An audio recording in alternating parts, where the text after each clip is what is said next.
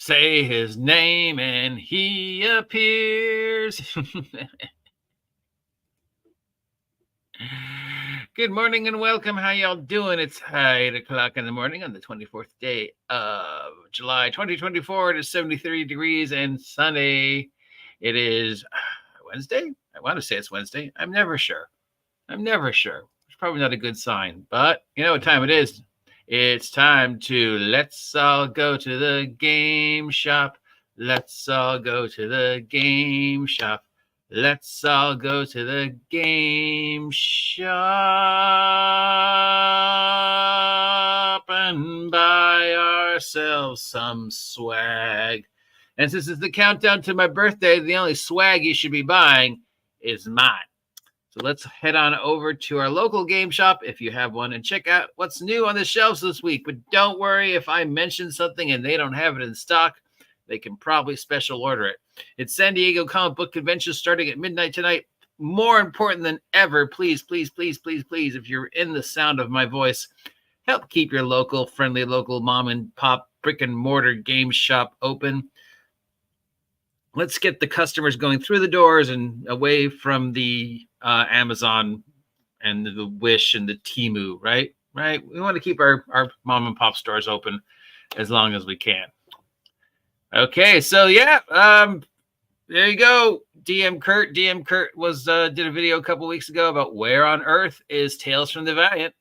And I was like, it's on Kickstarter. It's on their website, but now it's available at the stores if you're interested in getting in on the #1 replacement for 5th edition. It's Tales from the Valiant.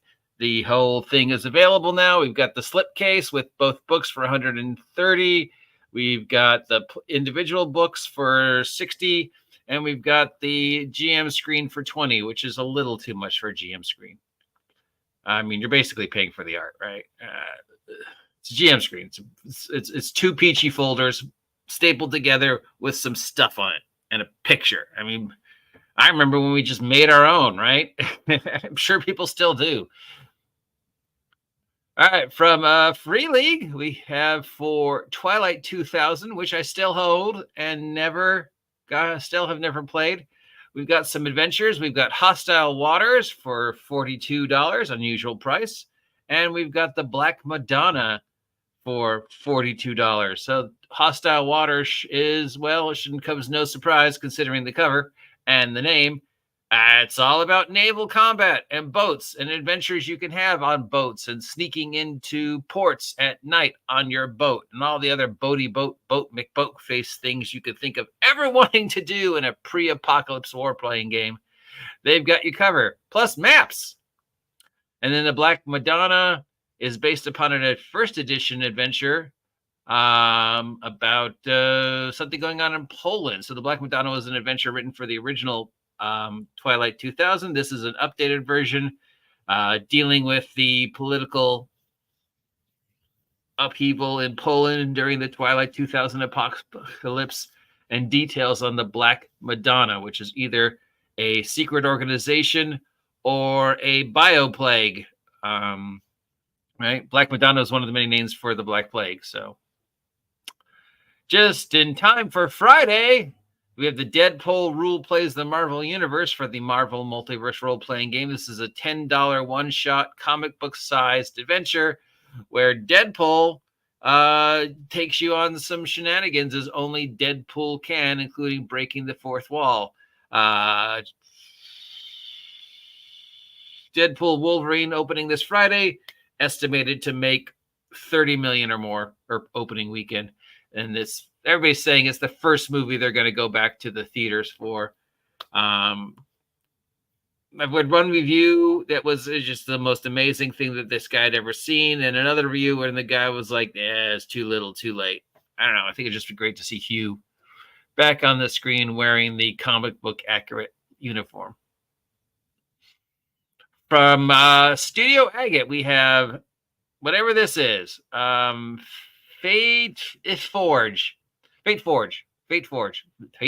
Really, way to go. Fate Forge is one word. This is, I guess, a role-playing game for 5e supplement type thingy. We've got Encyclopedia Tool, Netherwood. Carntankerous Infestation, I like that word. GM kit for Netherworld. Traveling the Netherworld. 5th deck of cards designed specifically for Netherworld. And Treasures of the Netherworld. So this is all for the Netherworld / Fate Forge role-playing thing. It's a supplement for 5e. Encyclopedia 2 is features of the world, adventures you can take place in the world, monsters, treasures, and information. That's $50. Carntaker's Infestation is a collection of adventures for level 3 through 14, featuring different aspects of the infestation. The GM kit is a GM kit. You know, it's got your screen and your stuff, and that's $30. Traveling the Netherworld in the deck of 50 cards, including 50 incidents involving underground hazards, along with 2 cards to match.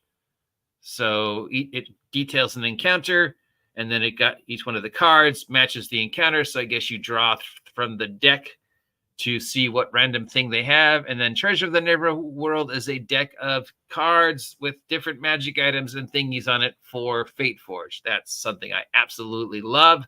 As you guys know, I talk about it all the time. The artifact cards and the NPC cards and the spell cards. I mean, those are just brilliant. If you're a player and you're playing a spellcaster, the spell card setup is just a godsend. You could get like one of those Magic the Gathering folders with the sleeves in them, and slide the cards in the order that you've memorized them. And then when you cast the spell, you just flip it over.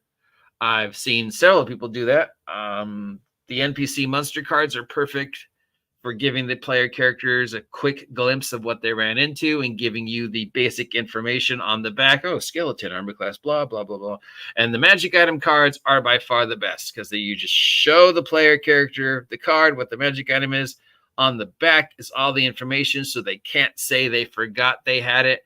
And if you want to be extra cruel and they're like, hey, I lost the card. And you're like, oh, well, I guess you put the magic sword down and forgot about it. Because I spent a lot of money on that card, dude.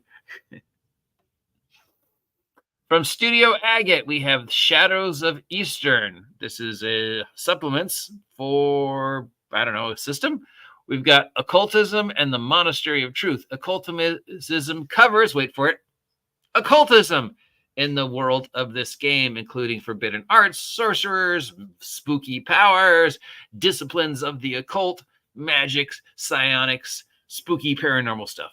The Monastery of Truth focuses on the various temples, specifically the aforementioned Monastery of Truth, and their daily life and what they do, and the religious intuitions of the worlds of Shadows of Eastern. Does anybody know what Shadows of Eastern is? No, let's find out.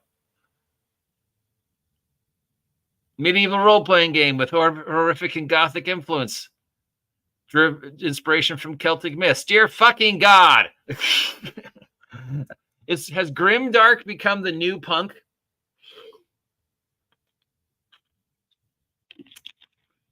How many freaking grimdark role-playing games do we need? OGGM, didn't you say you were making a grimdark game? I'm making a parody grimdark game. And speaking of parodies and my favorite retro clone, we've got the DCC First Time Fan Kit. Goodman Games do these all the time. It includes a copy of the rules, a starter adventure, a GM screen, some pre-generated characters, and dice, all for $45.